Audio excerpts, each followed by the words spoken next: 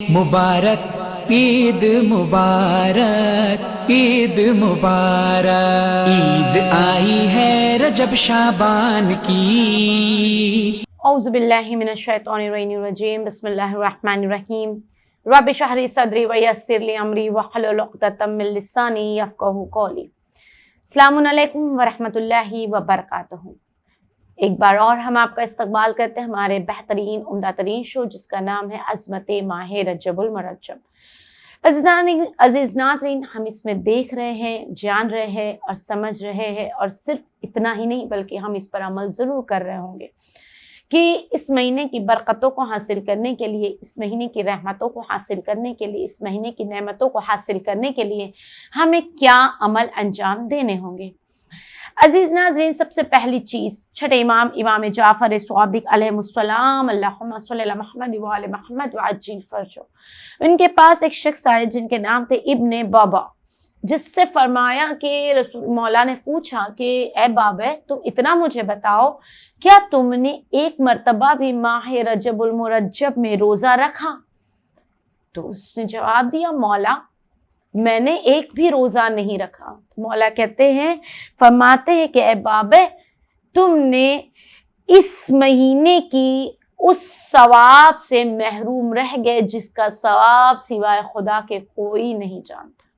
यानी इस महीने में एक रोज़ा रखना भी बहुत ज़्यादा बाइसे सवाब करार दिया गया है। इसके बाद फरमाते हैं मौला कि इस महीने में जो रोज़ादार है, जो रोज़ा रखता है, उसका सवाब जो है वो सिर्फ और सिर्फ अल्लाह ही जानता है। कितना सवाब है, क्या नेकी है, वो सिर्फ और सिर्फ अल्लाह जानता है।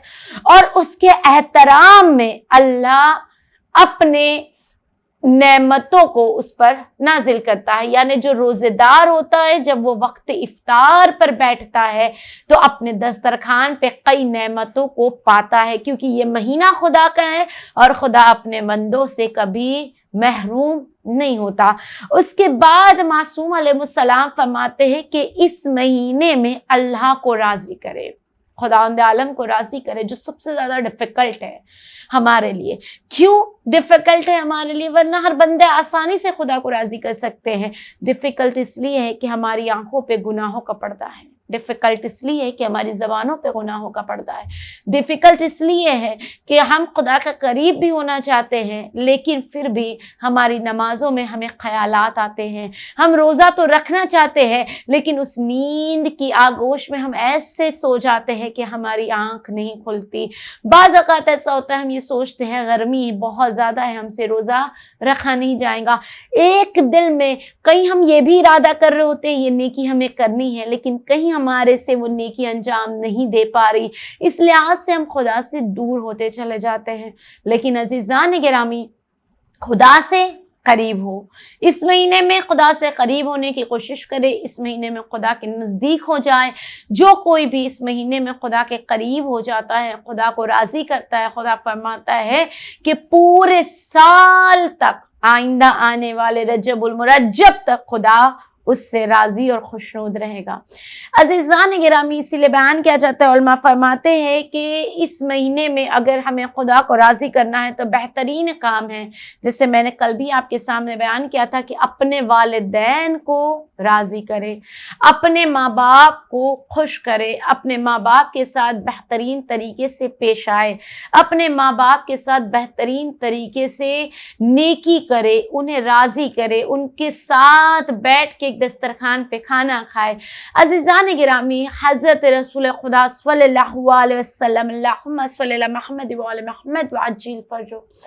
रसूल खुदा खत्म मरतबत सल्लल्लाहु अलैहि वसल्लम की खिदमत में एक शख्स आया और आने के बाद कहता है कि या रसूल अल्लाह, मैं तो आपको बहुत मानता हूँ, लेकिन मेरे वालिदैन जो हैं वो बिल्कुल आपको नहीं मानते, ना आपके बताए हुए रास्तों पर अमल करते हैं, ना आपकी बताई हुए बातों पर अमल करते हैं। तो मेरे लिए क्या हुक्म है? क्या मैं उनका साथ छोड़ दूँ? क्या मैं उन्हें तन्हा छोड़ दूँ? तो एक मरतबा हज़रत रसूल खुदा सल्लल्लाहु अलैहि वसल्लम फरमाते, ना, چاہے وہ مجھے نہیں مانتے لیکن تم تو مجھے مانتے ہو۔ عزیزان گرامی غور و فکر کریں، رسول کیا فرماتے، چاہے وہ ہم سے محبت نہیں کرتے، چاہے وہ ہم سے محبت کا دعویٰ نہیں کرتے، چاہے وہ ہماری باتوں پر عمل نہیں کرتے، لیکن تم تو کرتے ہو، تم تو ہماری باتوں پر عمل کرتے ہو، تم تو ہم سے محبت کرتے ہو، لہٰذا تم اگر ہم سے محبت کرتے ہو تو تم پر لازم ہے کہ تم اپنے ان ویسے ماں باپ کی بھی خدمت کیا کرو۔ اللہ اکبر، کیا بہترین اسلام خدا نے ہمیں عطا کیا۔ احسان ہے ہمارے والدین کا کہ جن کے گودیوں میں ہم نے پروان چڑھا، جنہیں ہمیں ایسی امت میں داخل کیا کہ جو رسول خدا صلی اللہ علیہ وسلم کی امت ہے۔ عزیزان گرامی، جب والدین کی بات نکلی ہے اس مہینے میں خدا کو راضی کرنے کے لیے، تو میں آپ کے سامنے ایک واقعہ اور بیان کرتی چلوں، حضرت موسیٰ علیہ السلام کا۔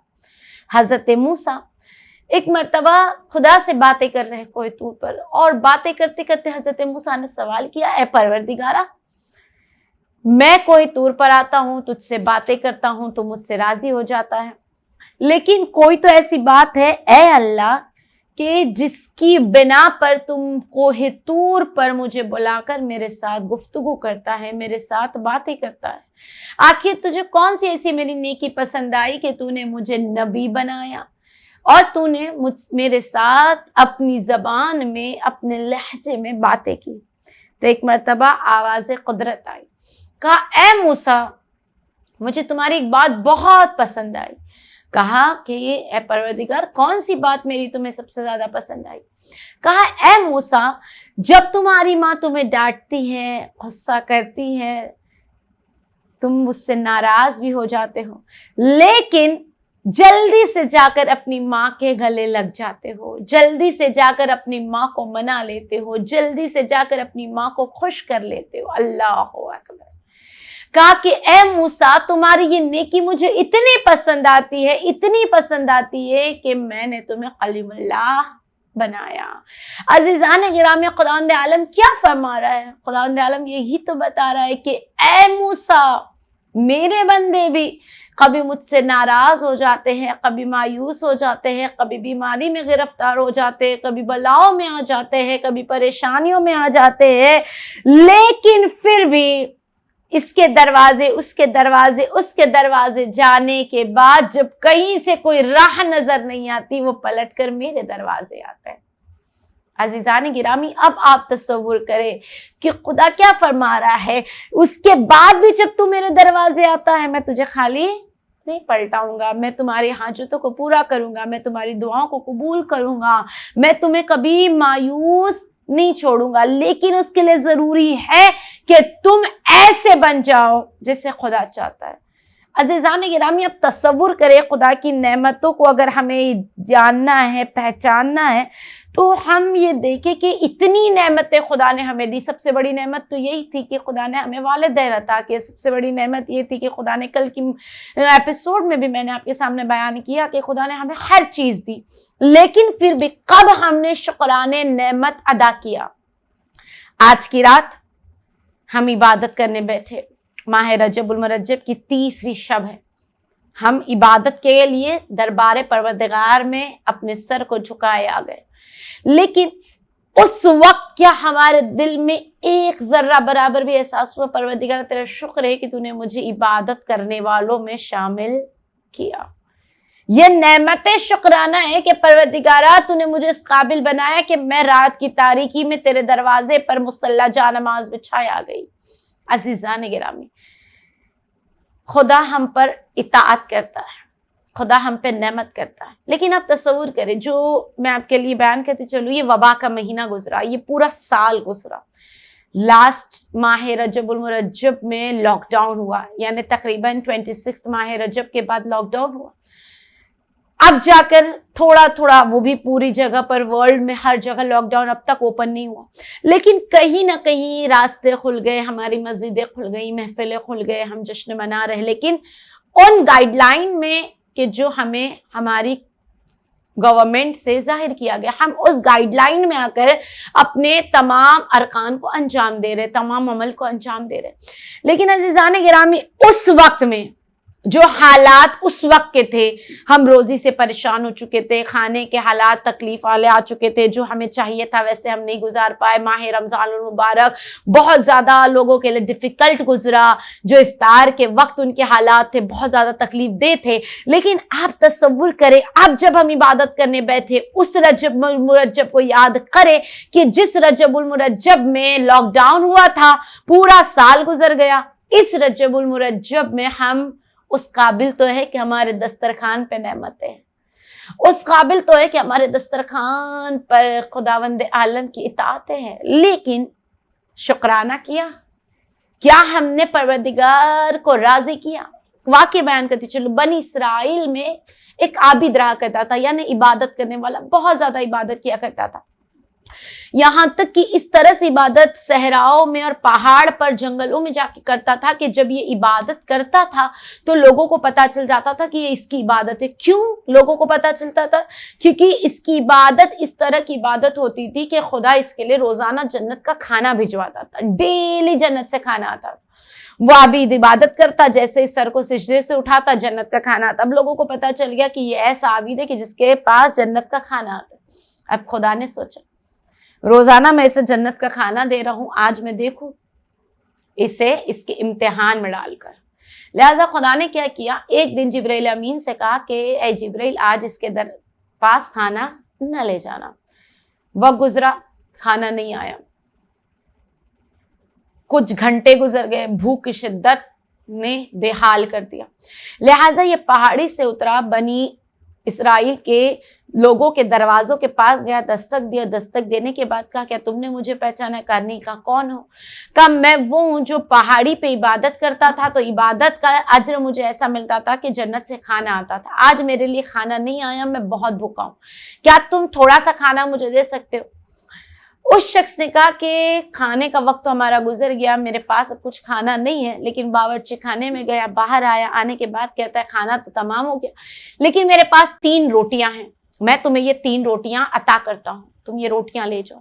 اس نے وہاں پر کہا اور وہ روٹیاں لی اور روٹی لے کر بنی اسرائیل کے اس طرح سے باہر نکلا، گلیوں سے گزرنے لگا. اب اس شخص کے یہاں جس نے وہاں سے روٹی لی تھی نا، اس کے یہاں ایک کتا تھا. اب وہ کتا اس کے پیچھے ہو لیا. اب اس شخص، یہ بنی اسرائیل کا جو عابد تھا، وہ گھبرا گیا. اس نے سوچا کتا بھوکا ہوگا لہٰذا میرا پیچھا کر رہا ہے. اس نے کیا کیا، اس ایک روٹی کا آدھا حصہ توڑا، اس کے سامنے ڈال دیا. اس کتے نے آدھی روٹی کھائی، واپس بنی اسرائیل کے اس عابد کے پیچھے ہو گیا. اب یہ گھبرا گیا، پہاڑی تک آیا، آتے آتے دوسرا ٹکڑا ڈالا، اس کے بعد دوسری روٹی توڑی، دوسری روٹی کے ٹکڑے ڈالے، یہاں تک کہ پہاڑ پہ پہنچ گیا. تب تک اس کی تینوں کے 3 روٹیاں تمام ہو چکی تھی. پہاڑ پہ آ کے بیٹھ گیا، بیٹھ کے کہتا ہے کیا جملہ کہا تیرے مالک نے مجھے 3 روٹی عطا کی تھی، ساری کی ساری روٹیاں میں نے تجھے عطا کر دی، تو نے ساری کی ساری میری روٹیاں کھا لی، اب میں بھوکا رہ گیا. خداوند عالم نے اس کتے کو عمرانی زبان عطا کی. اس زبان میں اس کتے نے کہا کہ اگر تو یہ سوچ کہ میں اس دروازے پہ تھا کہ جس دروازے پر میرے مالک نے مجھے 3 روز سے کھانا نہیں دیا، لیکن میں اپنے مالک کا گھر چھوڑ کر نہیں گیا، تجھے ایک وقت کا کھانا نہیں ملا، تو اپنے مالک کا گھر چھوڑ کر آ گیا. اللہ اکبر، کتنا بڑا درز ہے. اگر ایک مرتبہ ہم یہ دیکھتے خدا نے مجھے اتنی نعمتیں دے دی، لیکن کبھی خدا کہتا ہے میں تمہیں تمہاری اس نعمتوں سے آزماؤں گا. اب خدا نے اپنی نعمتوں کو دینا بند کر دیا.